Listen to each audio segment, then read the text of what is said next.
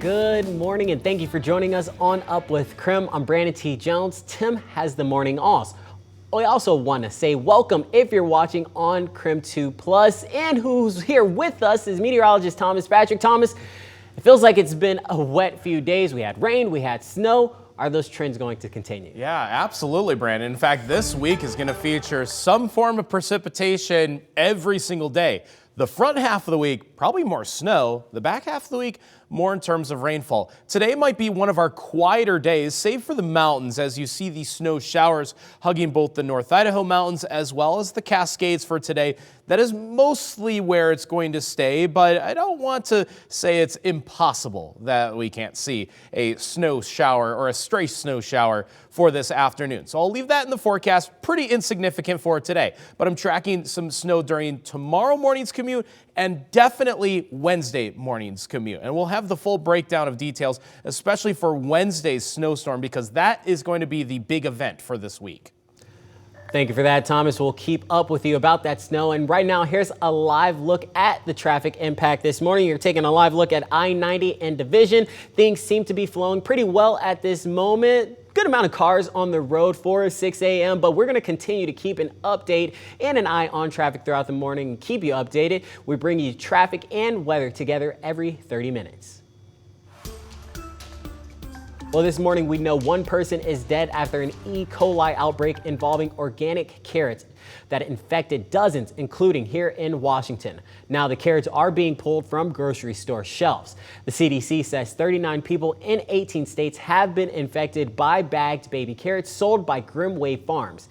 15 people have been hospitalized. Right now, the Washington has the most infections with 8. The carrots were sold at several grocery stores, including Trader Joe's, Target, Fred Meyer, QFC, Sprouts, and Whole Foods between August 14th and October 23rd. The product had a best if used by date from September 11th to November 12th. Runaway Farm said the carrots should no longer be on store shelves. If you still have the carrots, the CDC says to return them or throw them out. Runaway does have a farm located here in Pasco, Washington. The CDC has not yet said if they are the source of the outbreak. At a meeting tonight, a Whitman College professor will explain the national context of PFAS contamination. This is a story we've been tracking for several months now. PFAS are also known as forever chemicals and can cause illnesses such as cancer. Dr. Alyssa Cordner is the co-director of the PFAS Project Lab. She'll explain national scientific advances, drinking water safety regulations, and funding for PFAS testing and cleanup activities. The meeting's free and open to the public. It starts at 6:30 tonight at the Hub in Airway Heights. And it's been known for 7 years. There's PFAS in the drinking water in private wells around the Fairchild Air Force Base. Spokane's airport is also a known contamination site, though that information came much later, even though SIA checked its own wells for PFAS in late 2017 after Fairchild's problem came out. Washington's Department of Ecology says the airport kept it quiet even after state disclosure mandates. Not to let the public know or let the authorities know. The Department of Ecology cost us 7 years. And that's the biggest problem. That's, it's one thing to have your water source polluted. To keep it from the public is unconscionable. It destroys your trust. The question's now, what's being done to clean up and protect those in the path of PFAS, and what Spokane's airport has to say? Join us for a KREM 2 investigation tonight on KREM 2 News at 6. Turning to regional headlines now, Seattle workers at Elysian Brewing's Georgetown facility were told the plant will shut down at the end of the year. Elysian's parent company Anheuser-Busch confirmed workers were informed of the decision on Thursday. The adjoining taproom was shut down immediately. Teamsters Local 117 says the about 30 employees they represent at the Georgetown facility were caught off guard. Last August, nearly 36 employees voted to join the Teamsters, leading to more than a year-long contract dispute, which was still ongoing.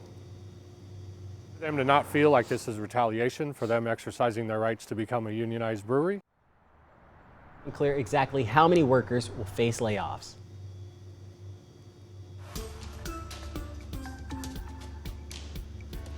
Welcome to the east side. It's as big as being non-compliant. All right, some mixed emotions for police in Western Washington as they chased a runaway pig around Tacoma. Multiple officers were dispatched to catch the animal, who they nicknamed the notorious PIG. After a lengthy chase, Tacoma police brought it to a nearby ranch for a cozy stay. Police did not say where the pig escaped from, but the notorious PIG was not injured.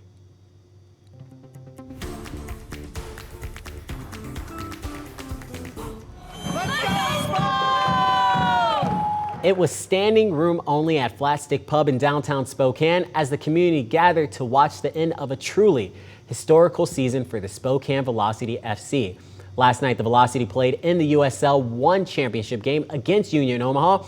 It wasn't the outcome fans hoped for, but many are looking forward to the memories they'll be formed in the future. We only have an opportunity to grow from here. And I think that the more the city buys into the club, it's just going to get more fervor from here. Win or loss, yesterday represented history for the Velocity. KREM 2 Sports Director Andrew Quinn breaks down the match that was more than 1,000 miles away from the chanting fans here in the Lilac City.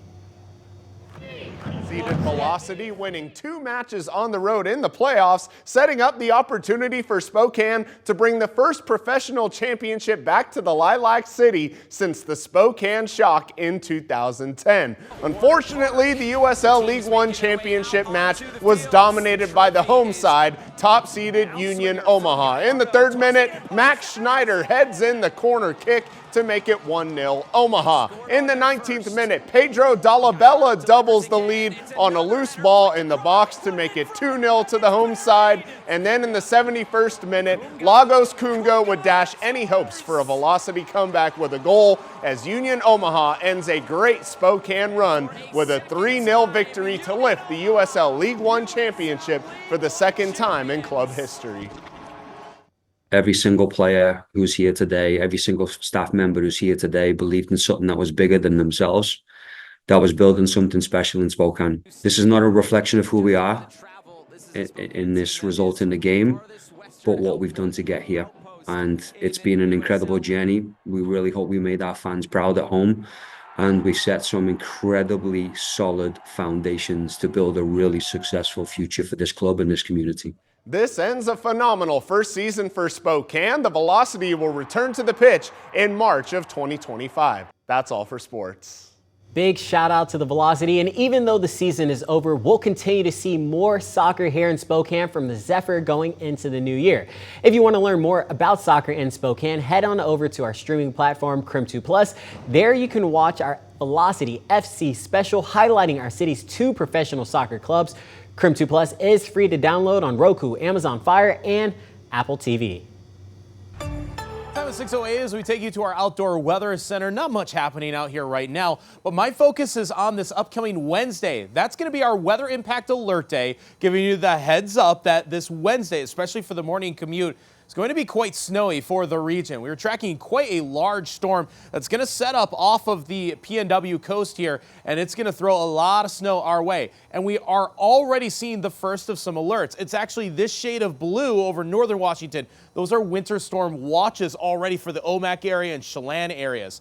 That is just the beginning of what is going to be winter storm warnings and winter weather advisories issued heading into Wednesday. In the meantime, the Cascades are still getting snow today, and actually look out past North Idaho and Montana, also still getting some mountain snow today, but it should overall be a quieter day for our lower elevations. Much less rain or snow in the forecast today. Current temperature is 33, forecast of 39 with a small chance for snow showers today, but as you saw, a bigger chance this heading Wednesday morning.